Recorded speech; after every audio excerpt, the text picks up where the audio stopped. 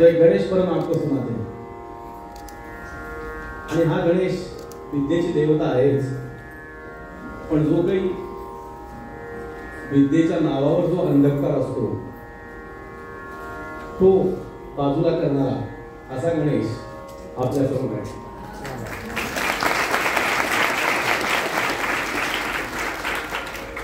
एवढ्याच्या पेशकारमध्ये त्यांनी किती वेगवेगळ्या लयी दाखवल्या, त्याच्यात ते तिसरं पण गेले, त्याच्यात चतुस्र पण गेले, छंदकारी पण होती, सूर तर आहेच, त्याच्याशिवाय काहीच असू शकत नाही। तो जय जय गले मुंड भाल त्रिपुंड तके गता कधीन जय जय गले मुंड भाल त्रिपुंड कलिकर सरिस सुभग सुंड नासत कली कलुष अग झुंड गणपती ज्ञाननाथ गजाननम एकदंत धाता गजाननम एकदंत धाता गजाननम एकदंत धाता धे।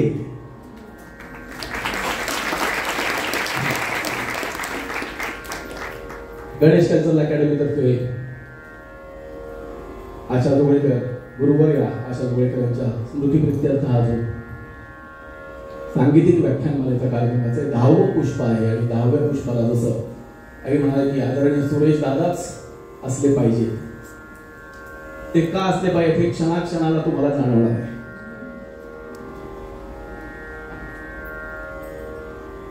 एक चालतं बोलतं चैतन्य म्हणजे पंडित सुरेश दाभोलकर। मला वाटतं 26-27 वर्षापूर्वी आईने त्यांचं एक वर्कशॉप आमच्या अकॅडमी तर्फे केलं होतं।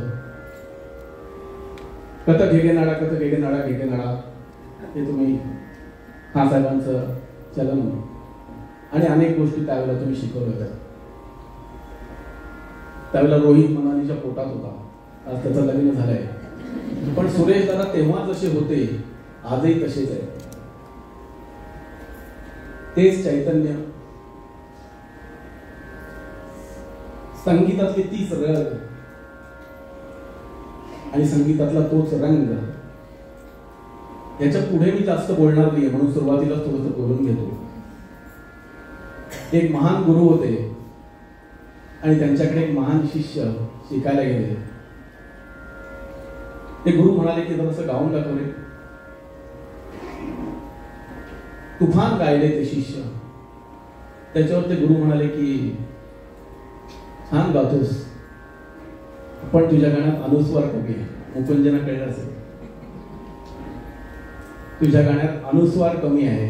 तर त्या शिष्याला कळलं नाही की अहो म्हणजे काय। तर ते गुरु म्हणाले की अरे तुझ्या गाण्यात रग खूप आहे, रंग कमी आहे। तर सुरेश दादांच्या तबला वादनात त्यांच्या व्यक्तिमत्वामध्येच रंग आहे। त्यांना नुसतं बघितलं तरी आपल्याला काहीतरी सुचायला लागतं, काहीतरी आपल्याला व्हायला लागतं, किंवा काहीतरी आपण करावं जीवनामध्ये असं वाटायला लागतं। असं एक चैतन्यदायी गुरुचं विराट रूप आज आपल्या समोर आहे। म्हणून एक गुरु संबंधीचा श्लोक म्हणजे त्यांच्याविषयीचा म्हटलेला आहे की गुरु विराट रूप रे गुरु हिरण्य गर्भ रे, गुरु विराट रूप रे गुरु हिरण्य गर्भ रे, गुरुची ओम त्रिवर्ण पंचवर्ण मुख्य तार रे,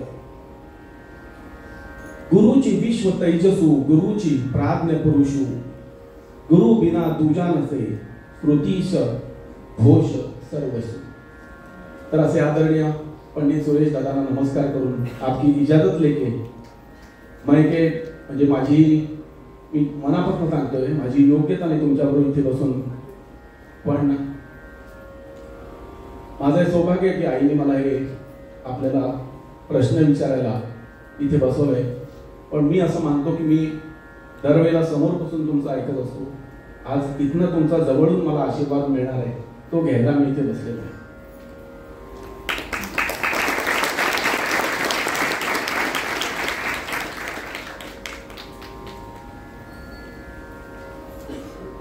आज हा कार्यक्रम जरी व्याख्यानाचा असला तरी मध्ये मध्ये आपल्याला भरपूर त्यांच्याकडनं ऐकायचंय।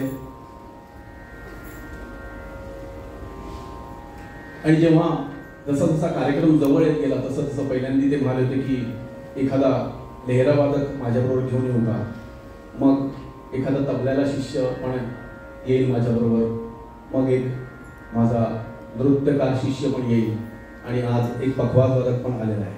म्हणजे त्यांनी जर त्यांची भव्य सेना आणली तर खरं म्हणजे इथे संपूर्ण ऑडिटोरियम त्यांच्या शिष्याने भरू शकतं. इतकं आज ते दान म्हणजे विद्येचं दान सगळ्यांना देत आहे की संपूर्ण भारतभर किंवा परदेशांमध्ये त्यांचे इतके तयार शिष्य सगळीकडे वाजवत आहेत. तर सुरेश दादा, हे सगळं उभं राहण्याच्या अगोदर तुमचं बालपण कसं होतं? तुम्ही तबल्याकडे वळलात कसे? त्यावेळेचं तुमच्या घरचं वातावरण कसं होतं आणि तुमचं तबला शिक्षण कसं सुरू झालं?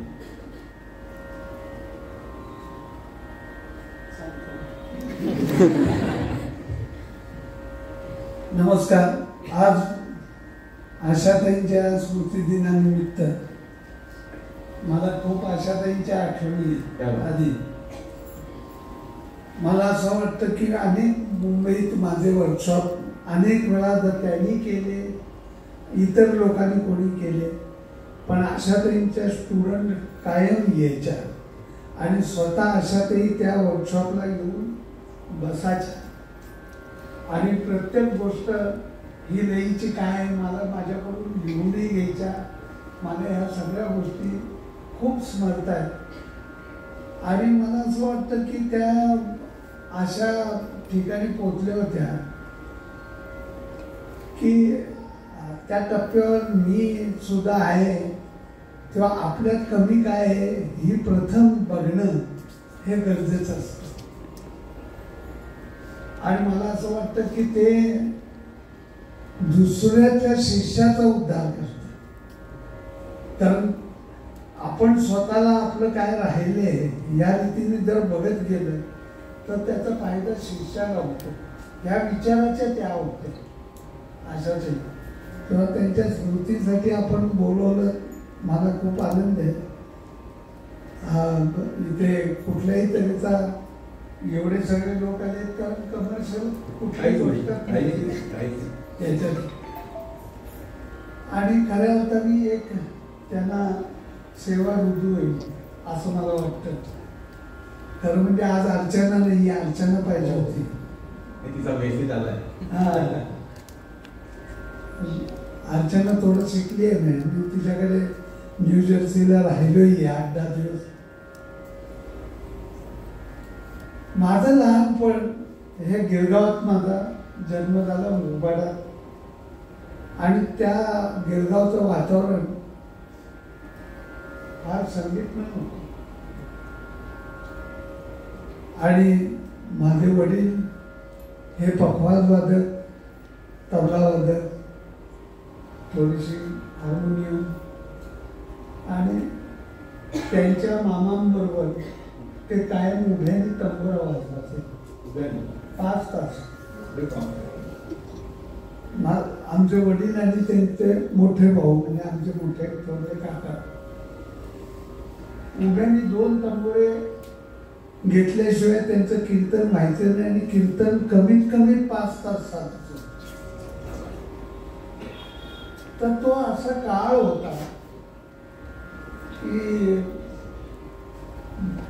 ज्या चाळीत मी राहत होतो मुखवटात त्याच्या बाजूला ट्रिनिटी क्लब होता, अजूनही आहे तो. तर तिथे सगळे गायक यायचे. राजारामबुवा पराडकर, बोडस बुवा म्हणजे लक्ष्मणराव, नारायण बोडस वगैरे सगळे रत्नाकर पै, यशवंतबुवा जोशी, राम मराठे, भातखंडे सगळे लोक यायचे. आणि मला सगळे आग्रहाने तिरवाडा लाव, झुमरा लाव. आणि मला तो एक फायदा जो झाला की गाणं बजावणं लहानपणी ऐकायला मिळालं आणि मी दर 100 रविवार जायचो.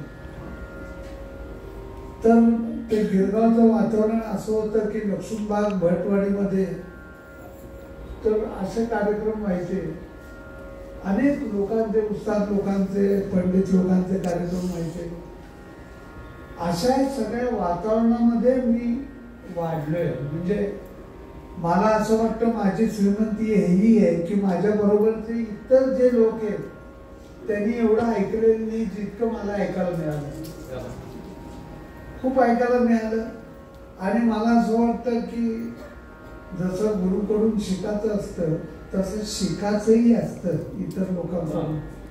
असं मला वाटतं की शिकवायचं आणि शिकायचं या दोन्ही गोष्टी आपल्या संगीतात सांगितल्या आहेत. नुसतं शिकवून येतं असं नाही. भारतीय संगीत जर म्हटलं ना तर कशा रीतीने शिकवलं जातं, तर शिकवलं जातं ते तंत्र. शास्त्र शिकवलं जात, शास्त्र समजावलं जात. संगीताचं शास्त्र समजावलं जात. म्हणजे उदाहरण सागर मग प मग मरे गर मग परे सागर म परा म प मग मरे गर मग परे सागर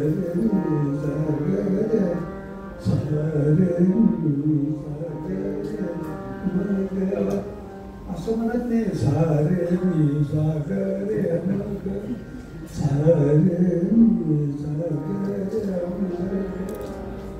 म पसा परा म प मग रे ग. हे ऐकलेलं आहे ना ते स्मरते की कसं उच्चारण केलं जातं.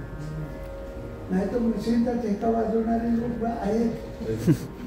पण दिनला 10 म्हटल्यानंतर पहिल्या मात्रेचा 10 आणि चौथ्या मात्रेच्या 10 मध्ये फरक दिसला पाहिजे. दुसऱ्या मात्रेचं धीन आणि तिसऱ्या मात्रेचं धीन फरक आहे. 14व्या मात्रेचं धीन ते एकदम एक्स्ट्रा वेगळं आहे.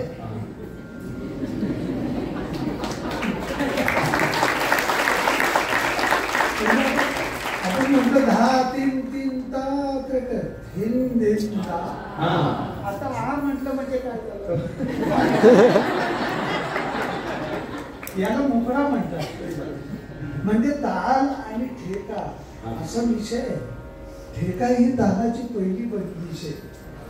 ठेका ही तालाची पहिली बंदिश आहे. आणि ठेका कधी कधी तालालाही मानत नाही. म्हणतो नाही म्हणजे मंजूर नाही.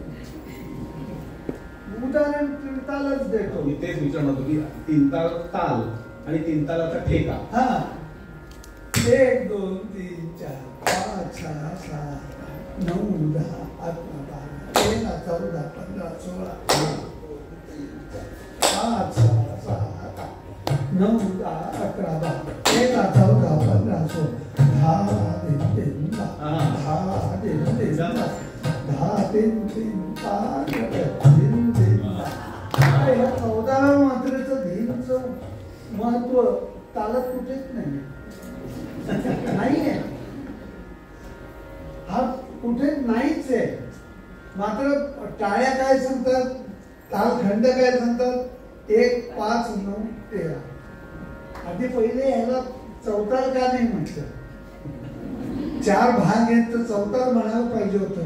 पण त्रिताल हा नंतर उत्पत्ती झालेली आहे. कारण त्याच्या अगोदर चौतालाची उत्पत्ती. आणि 3 टाळ्या दिल्या जातात. एक खाली म्हणून त्याला 3 ताल लावले असं आहे. परंतु याचा विचार केला तर तालासारखा कठीण विषय की ज्याला लयीचं काळाचं बंधन आहे.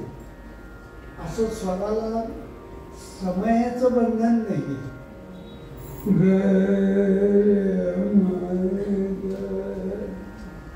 हे बंधन नाही. पण लयीला 10 एक लय निवडल्यानंतर तुम्हाला त्या लयीशी इतकं तादात्म्य पावावं लागतं, इतकं घट्ट राहावं लागतं की सर्व संगीतामध्ये सर्वात बंधन कोणी दिलं तर तालाने प्रथम दिलं. बंधन दिलं. पण त्याच्या अगोदर तालाने काय दिलं तर कंपाऊंड दिलं. कंपाऊंड 16 मात्रेचं कंपाऊंड, हे 10 मात्रेचं कंपाऊंड. मग दुसरं दिलं अनुशासन. म्हणजे एक प्रिन्सिपल सांगितलं की हे करायचं हे करायचं नाही असं शास्त्र सांगितलं, अनुशासन सांगितलं. म्हणजे 2-3 नी जाणारा झटका, पण 4-2-4 नी जाणारा सुलतान, 4-3 5-1.5 असे 5 बाद केले की पंचम सवारी होते. तर अशी जी तालाची रूप आहे, त्या तालानं सुद्धा रागाप्रमाणे स्वतःची एक पर्सनॅलिटी असते. ती पर्सनॅलिटी व्यक्त होते ती साहित्याने, तबला पखवाजाला लाभलेल्या भाषेच्या साह्याने ती पर्सनॅलिटी उभी राहते. तालाकडे पाहिलं जातं की तालाचं आवर्तन संपवतोय कसं. असं म्हणत असताना अनुशासन मध्ये तिसरं महत्वाचं ताल काय करतो तर आवर्तन देतो. आवर्तन हे आवर्तन म्हणजे रिपिटेशन नव्हे. आवर्तन तर पाश्चात्य लोक सांगतील रिपिटेशन, पण आमच्याकडलं आवर्तन प्रत्येक वेळी जिवंत असतं, नव्याने प्रस्थापित होत असतं. आणि नंतर काय दिलं तर सम दिली तालाने. आणि समयावर कसं यायचं असं नाही, हे सांगणारा काय तर मुकडा दिला. अशा 5 गोष्टी तालाने दिल्या. हे जी बंधन आहे तालाने जी दिली, ह्या तालाचं, या सगळ्या बंधनातून साधाचं काय, तालात नेमकं साधाचं काय तर तालाचा छंद झाला पाहिजे. तालाचा छंद झाला पाहिजे. हे बोलणं सोपं आहे बरं का. छंद म्हणजे काय, नेमकं छंद होणं म्हणजे काय. दादरा आणि केरवा हे 2 ताल आज 50 वर्ष सिनेमा संगीत मध्ये, संगीतात आपला अधिराज्य गाजत आहे. 2 ताल हे कोणी मोजतं का?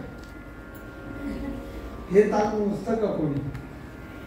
लग्नाच्या वरातीत सगळे नाचत जातात बरं का. त्या नाचणाऱ्याला मध्ये आडवायचं आणि विचारायचं कोणचं ताल मी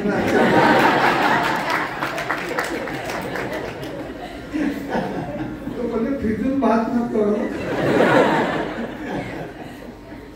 वो चल रहे मैं बराबर कर रहा हूँ. नाच देखो. एक तालाविषयी म्हणजे मला त्याच्यातलं प्रिन्सिपल असं आहे की तालाच्या मात्रा मोजाची गरज न भासणं म्हणजे छंद होतो.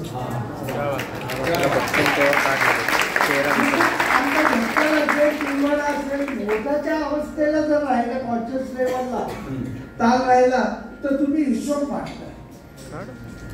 तुम्ही कला मांडत नाही, तुम्ही हिशोब मांडताय. त्या हिशोबाच्या बाहेर जाणं म्हणजेच काय तर तालाचा छंद होणं. म्हणजे एकीकडे तालात राहायचं बरोबर, पण एकीकडे तालाचं आपल्याला भय वाटता कामा नये.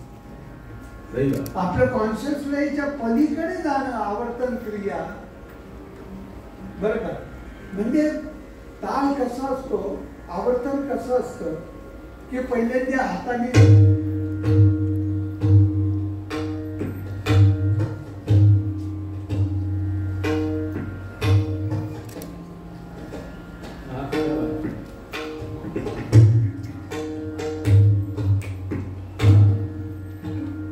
हळूहळू हे जसं स्थिर होतं शरीराने किंवा टाळीने, आवर्तन क्रिया जशी जशी स्थिर होते तशी तशी ती बुद्धीमध्ये प्रवेश करते. आवर्तन बुद्धीमध्ये प्रवेश करतं. ते आवर्तन इथे चालू राहतं, पण इथे चालू राहणारं आवर्तन तिथेही बुद्धीमध्ये स्थिर होतं. तेव्हा ते सबकॉन्शियस माइंड मध्ये प्रवेश करते. आणि सबकॉन्शियस माइंड मध्ये सुद्धा कालांतराने काही वर्षांनी ते स्थिर झालं आवर्तन की तालाचा छंद होतो. आता तालाचा छंद झाला पाहिजे तर रागाचं काय झालं पाहिजे असा विषय. तर रागाची धून झाली पाहिजे. तुमचा कुठलाही मुश्किल बिहागडा असू दे, पोकर असू दे, आणखीन कुठली पटमंजरी असू दे, त्याची जोपर्यंत धून होत नाही तोपर्यंत खरं नाही. कारण त्याला या अमुक एखाद्या रागात वर जायचं कसं, खाली यायचं कसं, परत पंचमाच्या बाजूला कसं जायचं, हे सगळा जो प्रवास आहे हा सहजरित्या घडण्यास इतपत त्या रागाची धून होणं हे आवश्यक आहे. तेव्हा रागाची धून होणं आणि त्याला तो छंद झाला म्हणजे एंड झाला नाही तर सुरुवात झाली सगळी. काय बात आहे, असा विषय. सुरेश दादाच समेबद्दल आपल्याला सांगतो की त्यांचंच वाक्य आहे की इंडियन क्लासिकल म्युझिक मधला सम हा हायेस्ट इमोशनल पॉइंट आहे. हो, तुम्ही ते सांगता की तुमच्याकडनं ऐकलेलं आहे की दरवेळेची सम ही वेगळी येत असते. ऍक्च्युली हे वाक्य मी प्रथम ऐकलं आरोग्य बॉर्डर. बरोबर, आम्ही तुमच्याकडनं मी ऐकलं आरोग्य बॉर्डकडून मला बऱ्याच गोष्टी शिकायला मिळाल्या. ते इतकं मार्मिक बोलायचे. ते काय म्हणायचं, सम is the highest emotional point of Indian classical music असं ते. क्या बात. हा जो तालाचा छंद आणि हा जो हायेस्ट इमोशनल पॉइंट आहे तो थोडासा जपताल म्हणून आणखी थोडस.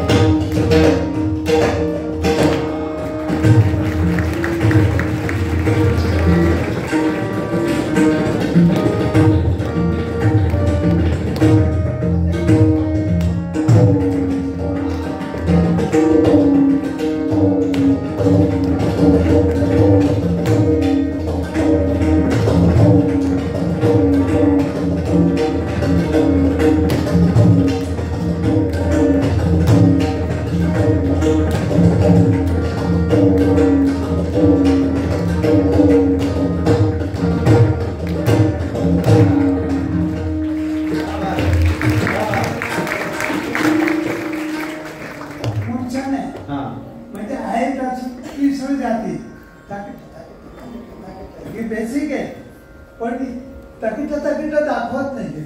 4-4 चालायचे.